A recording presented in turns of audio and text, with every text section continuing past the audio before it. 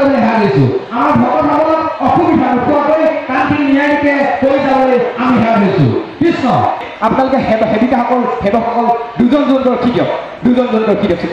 আপোনালোকে সিদ্ধ প্ৰসাদ নিদিব ৰ'বচোন ৰ'ব আমাক শৃংখলা পদ্ধতিৰে কামখিনি কৰিবলৈ সুবিধা দিয়ক নহ'লে আপোনালোকে বিপদত পৰিব আমিও বিপদত পৰিম শ্ৰীমন্ত শংকৰদেৱ সংঘৰ এই যে 94 সংখ্যক অধিৱেশন এই অধিৱেশনৰ বহু ভাল লগা ছবি আমি আপোনাৰ খবৰ আগত দাঙি ধৰি আহিছোঁ এটা বিশেষ এগৰাকী ব্যক্তিক চিনাকি কৰাই দিম যিগৰাকী ব্যক্তিৰ কৰ্তব্য নিষ্ঠা দেখিলে আপুনিও অভিভূত হৈ পৰিব যিগৰাকী ব্যক্তিয়ে এটা টেণ্টৰ ওপৰত উঠি 24 ঘণ্টাই সেই টেণ্টৰ ওপৰতে কটাই তেওঁৰ কৰ্তব্য হৈছে যি আচলতে বিশাল ভোজনালয় মোৰ সতীৰ্থই এটা পৰিৱেশ দেখুৱাব ভোজনালয়ৰ পৰিৱেশটো মই দেখুৱাই ল'বৰ বাবে অনুৰোধ জনাম এই যে বিশাল ভোজনালয় দেখিছে এই ভোজনালয়ত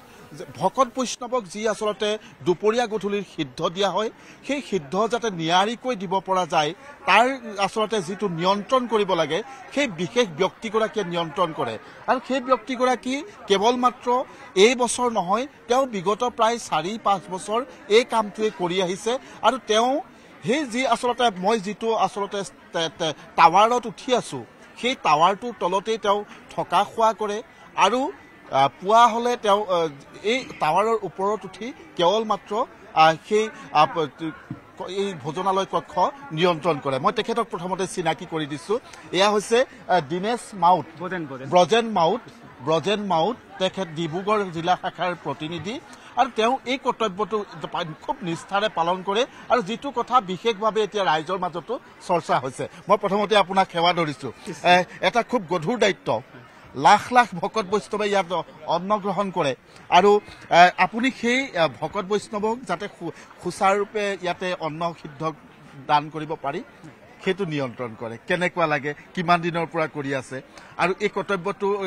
আপুনি কিমান সময় শুবলৈ পায় গোটেই কথাখিনি কৃষ্ণ জয়গুৰু শংকৰ আপোনালোকৰ পোনপ্ৰথমে মোৰ নিজ চেনেললৈ মোৰ ফালৰ পৰা ধন্যবাদ জ্ঞাপন কৰিছোঁ কৃষ্ণ মোৰ নাম ব্ৰজেন মাউত মোৰ ঘৰ ডিব্ৰুগড় জিলা শাখা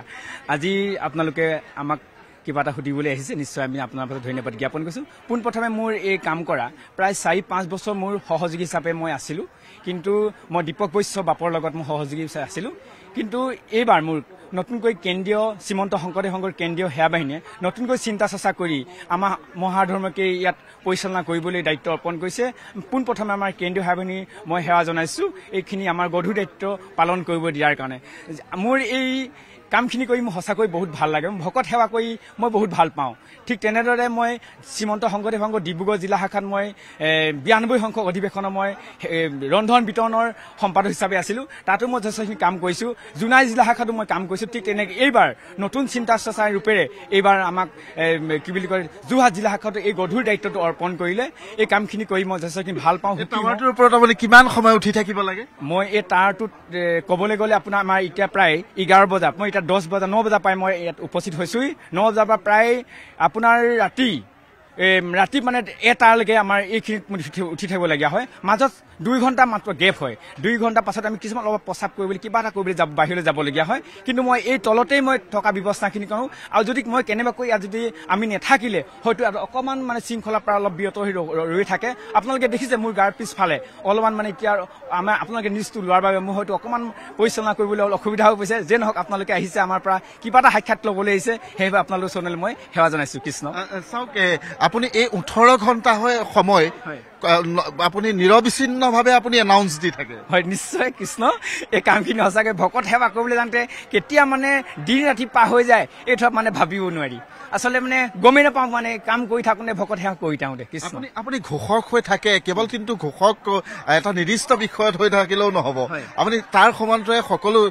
চকু দিব লাগে হয় নিশ্চয় আচলতে ইয়াত মানে কিছুমান ভাল থাকে কিছুমান ভাল লগা দিশ তাৰ মাজতে এটা বেয়া লগাও আহে দিশ আমাৰ কিছুমান কাম কৰি থাকোঁতে সেৱক সেৱিকা হয়তো মানে অচেতন হৈ পৰি যায় সেই ক্ষেত্ৰত এই কথাটো ঘোষণা কৰিবলগীয়া হয় আমি এম্বুলেঞ্চ আমি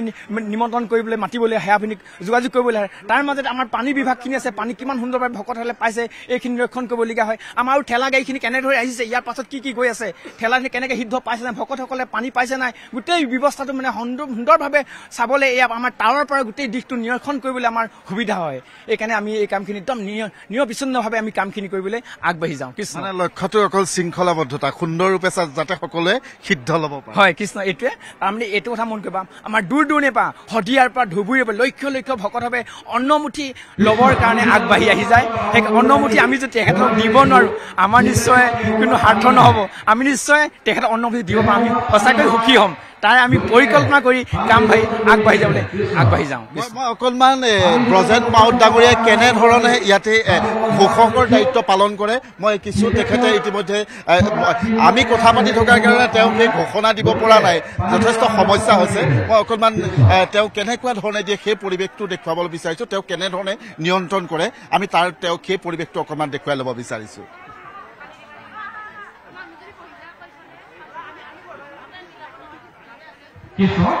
কৃষ্ণ পোনপ্ৰথমে আমি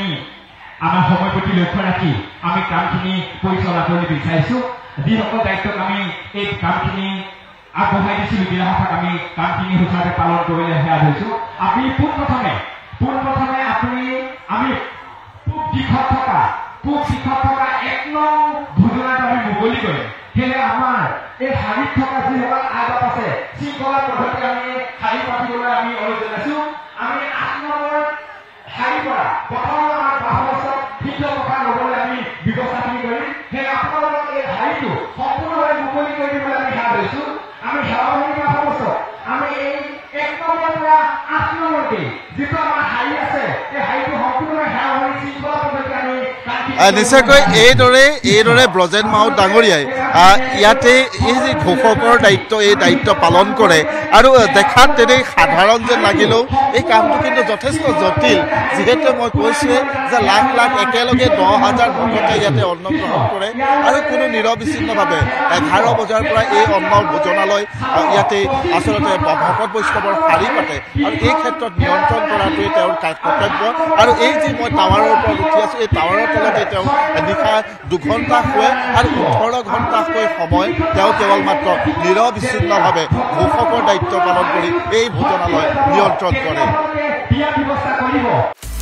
আপুনি বিচৰা বাতৰি পাব কেৱল নিউজ 18 এপত নিউজ 18 এপ ডাউনলোড কৰিবলৈ স্কেন কৰক এই QR কোড গুগল প্লে ষ্টৰতো পাব এই নিউজ 18 এপ